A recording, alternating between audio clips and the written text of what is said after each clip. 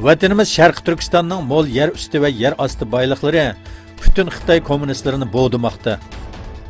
Diyorimizga meva-cheva ishlab chiqarishning 8 yilda 4 hassa eshib, 2010-yildagi 20 milliard yuandan 90 milliard yuanga chiqishi mo'ljallanmoqda. Diyorimizga o'rmonchilik doiralarining sonliq ma'lumotlariga asoslanganda, meva ishlab chiqarishidagi tez taraqqiyot kishi beshiga to'g'ri keladigan kirimning eshishiga sabab bo'lgan. Yezi bozorlardagi kishilarning kirimida 30% esh ko'rilgan. Bu raqam 13-5 yillik planning oxirgi yili bo'lgan 2020-yilda 40% ga yetkazildi ekan. Sharq Turkistonda yana bir danglik professor tutqun qilindi. Qashqar Universiteti ilmiy jurnalining sobiq bosh muharriri Mutallib Sidiqning yaqinda Xitoy soqchilari tomonidan tutib ketilganligi o'tirg'i chiqdi. Mutallib Sidiq Uyg'urcha ism qomusi va arabcha o'rganish kitoblarini tuzgan bo'lib, hozir uning nada tutib turilayotganligi noma'lum.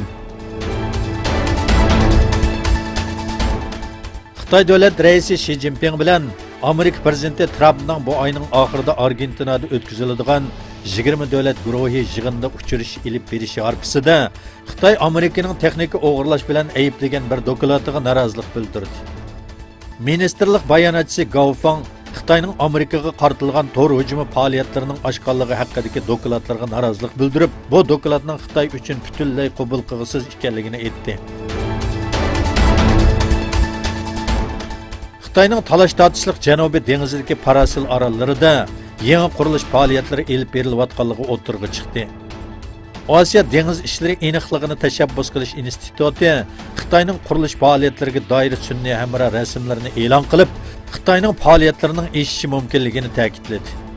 Dokladda yangi qurilishning nima maqsadda ishlatiladiganligining aniq emasligi, lekin harbiy baza bo'lishi mumkinligi o'tirg'i qo'yildi.